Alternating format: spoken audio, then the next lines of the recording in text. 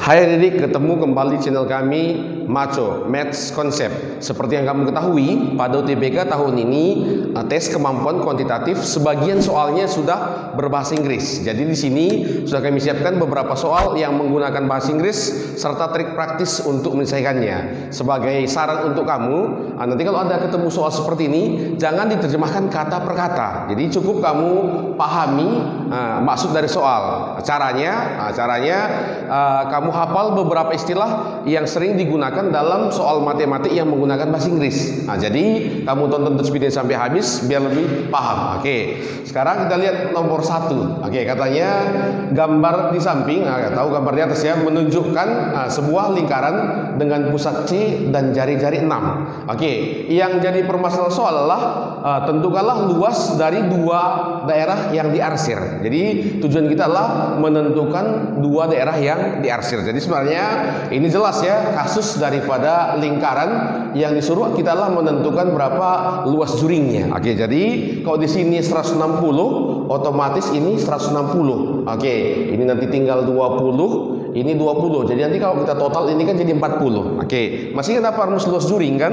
Oke, kalau nanti luas juring, ini kan luas juring, masih ingat rumusnya ya? Rumusnya nanti adalah alfa per 360 kalikan dengan VR pangkat 2. Ini aja rumusnya. Oke, sekarang kita masukkan alfa yang kita gabungkan, ini kan kita totalkan. Karena diminta soal sini kan sum, berarti jumlah. Oke, berarti ini kan 20 tambah 20 jadi 40. 40 per ini 360 kalikan dengan VR pangkat 2, berarti V kali 6 pangkat 2. Oke, sekarang 6 pangkat 2 ini kan 36, tewas sama yang ini.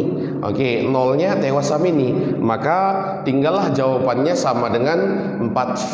Oke, maka jawabannya adalah dodol, itu dia. Oke, nomor yang kedua. Oke, ini katanya jika F, G dan H adalah bilangan bulat positif. Oke, katanya F adalah faktor dari G dan G adalah faktor dari H. Oke, terus kata soal, manakah diantara ini yang harus benar? Oke, sekarang kita buat. Katanya tadi kan dalam soal ini kan F faktor daripada G. Sekarang gini, kalau F faktor daripada G kan bisa kita tuliskan G itu sama kita tulis ini K kali F. Oke, dimana K adalah kelipatan dan bilang positif. Sekarang katanya G pangkat 2, berarti G pangkat 2 ini G pangkat 2 kan bisa kita tuliskan adalah K kuadrat kali F pangkat 2. Apakah F adalah faktornya? Ya, ini kan bisa kita bagi dengan F.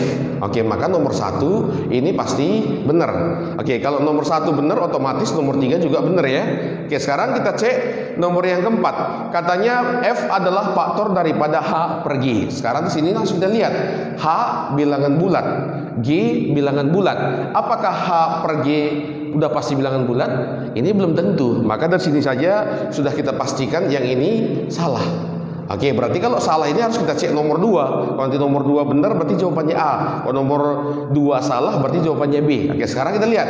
Katanya F adalah faktor dari H kurang G. Sekarang gini.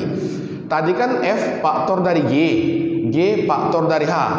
Dengan menggunakan sifat transitif berarti otomatis F ini juga faktor daripada H. Itu dia, maka bisa kita tuliskan H ini, H nanti, ini boleh nggak saya tuliskan ini L kali F karena juga dia faktor. Berarti sekarang kita buat H kurang G. Berarti kalau di sini kita buat H kurang G ini kan bisa kita buat ini jadi KF kurang LF. Bisa kan langsung kita faktorkan, keluarkan F-nya. F nanti bersini L kurang K. Oke, ini apakah habis dibagi F? Ya ternyata habis, berarti faktor. Maka nomor 2 juga benar. Oke, maka jawabannya adalah A. Itu dia. Oke, nomor yang ketiga. Ini katanya compare, berarti bandingkan. Bandingkan ini antara kuantitas A dan B dengan informasi yang diberikan. Oke, dari soal. Jadi kita lihat A-nya kan X pangkat 2 tambah 1, B-nya 2X kurang 1. Jadi cara yang sederhana nanti untuk saya soal seperti ini cukup kita gambarkan aja grafiknya biar lebih jelas dia. Oke, misalnya kita gambar yang berarti ini misalnya kita anggap sumbu X, ini adalah sumbu Y.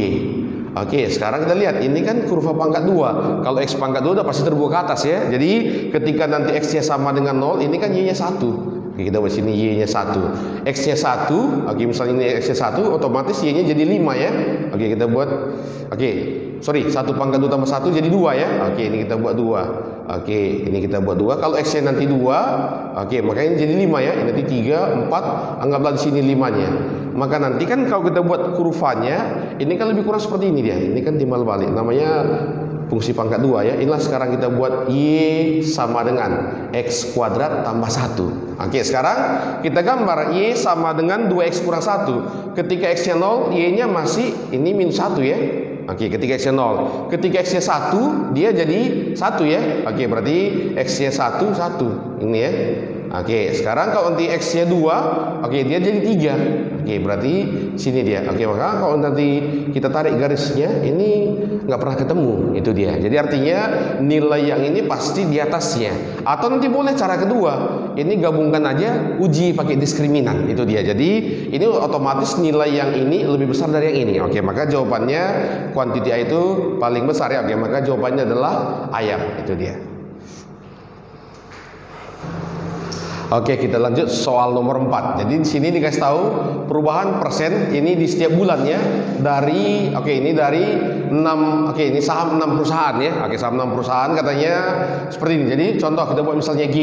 G ini kan dari April ke Mei ini kan sahamnya naik 6%. Mei ke Juni ini 8%. Jadi sebenarnya ini nggak perlu kita bahas satu persatu karena kan lihat di soal apa yang ditekankan. Katanya jika saham perusahaan K pada bulan April itu adalah $30.000. Yang diminta soal berapakah di bulan Juni. Sekarang kita cek dulu di K.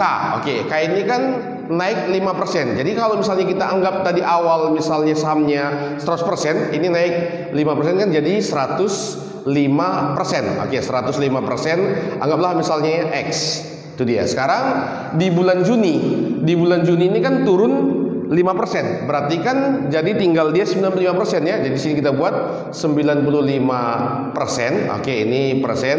Oke, dari ini kita buat 105% lagi X. Oke, inilah nanti saham akhirnya. Oke, maka di sini langsung kita buat totalnya, berarti nanti kita buat akhirnya nanti sama dengan ini, tinggal kita ganti berarti 95/100. Oke, kali di sini kita buat 105/100. Baru kita kalikan X-nya. X-nya ternyata $30.000. Oke, ini kita kalikan dengan $30.000. Berarti ini 4 ya nolnya, berarti ini tewas. Berarti tinggal kita kalikan ya. 95 kali 105 kali 3. Berarti ingat ekornya pasti 5 di belakang. Coba ingat, kalau di sini 30 naik 5% itu 5%, pastinya di bawah 30.000. Makanya jawabannya sudah pasti bola. Itu dia. Oke, kita lanjut nomor yang ke-5. Oke. Katanya ini gambar di atas ini katanya adalah menunjukkan fungsi F dengan ini fungsinya dibuat harga mutlak 2X tambah 4. Katanya untuk setiap nilai X. Oke, katanya fungsi G. Oke, ini yang terdepan itu nilai X agar fungsi G. Oke, ini agar fungsi G memotong fungsi F. Ini kata kuncinya. Fungsi G memotong fungsi F. Sekarang ini kita mulai dulu dari fungsi F-nya. Ini kan fungsi F ini, Fx, ini kan dibuat sama dengan harga mutlak 2X tambah 4. Oke, ini kan bisa kita definisikan apa artinya. Nanti untuk X besar sama dengan 0, ini kan tetap dia berlaku jadi 2X tambah 4. Tapi nanti untuk X lebih kecil dari 0, dia kan jadi berlaku ini minus 2X tambah 4. Oke, pertanyaan soal kita kan di manakah, yang manakah fungsi G ini memotong fungsi F. Sekarang ini fungsi F-nya paling rendah nilainya ini kan di 4. Oke, andaikan kita cek dulu yang ini untuk X kecil 0. Untuk X kecil 0, adakah nilai fungsi G itu yang lebih besar dari 4? Kan di situ baru bisa memotong. Ternyata kalau kita masukkan X yang lebih kecil dari 0, ini satu pun nilainya nggak sampai 4. Berarti untuk X lebih kecil dari 0, ini nggak mungkin lagi berpotongan. Artinya grafik yang di sebelah sini nggak perlu lagi kita bahas. Oke, jadi yang perlu kita bahas adalah untuk X besar 0. Berarti kita anggap sekarang tinggal Fx-nya ini adalah sama dengan 2X tambah 4. Oke, sekarang tinggal kita uji. Untuk X besar dari 0 berarti untuk kita lihat satu-satu dia. Oke, dengan yang A dulu. Oke, dengan yang A dulu 2X tambah 4. Ini kita buat sama dengan X kurang 2. Oke, ini kita pindah kemari. Oke, atau ini kita pindah kemari, ternyata dapat X-nya sama dengan minus 6. Nggak memenuhi, karena di sini sudah jelas X kita besar sama dengan 0. Berarti yang A ini nggak mungkin. Oke, kita uji yang B. Yang B juga sama, tinggal kita buat 2X tambah 4 sama dengan, ini kita buat adalah X tambah 3. Oke, maka sini kita beroleh X-nya sama dengan min 1. Ini juga nggak memenuhi, karena X kita harus besar sama dengan 0. Maka yang B juga salah. Yang C 2X kurang 2. Ingat, ini 2X tambah 4. Ini kan garisnya sejajar. Kalau dua buah garis sejajar nggak mungkin berpotongan. Maka yang C juga salah. Yang D juga sama. Ini kan 2X tambah 3. Ini juga sejajar dengan 2X tambah 4. Ini juga nggak mungkin berpotongan. Maka tinggal satu-satunya jawabanlah entok. Oke, biar percaya tinggal kita uji. Tadi kan 2X tambah 4 kan ini ya. Ini kita buat sama dengan 3X kurang 2. Ini seberang ke sini, ini seberang kemari. Maka dapat X-nya sama dengan 6. Ternyata besar 0. Oke, sekarang kita uji. X 6. 3 kali 6 18 kurang 2, ini 16 ya. Oke, ini kita masukkan 2 kali 6 12 tambah 4 16 juga. Berarti ini adalah yang bisa berpotongan hanya E. Maka jawabannya adalah entok. Itu dia. Demikianlah pembahasan kita pada video kali ini. Mudah-mudahan bermanfaat, dan di akhir video sudah kami siapkan latihan. Jadi silahkan dikerjakan, ketik jawaban di kolom komentar. Nantikan video pembahasan UTBK yang berbahasa Inggris terusnya. Bye bye.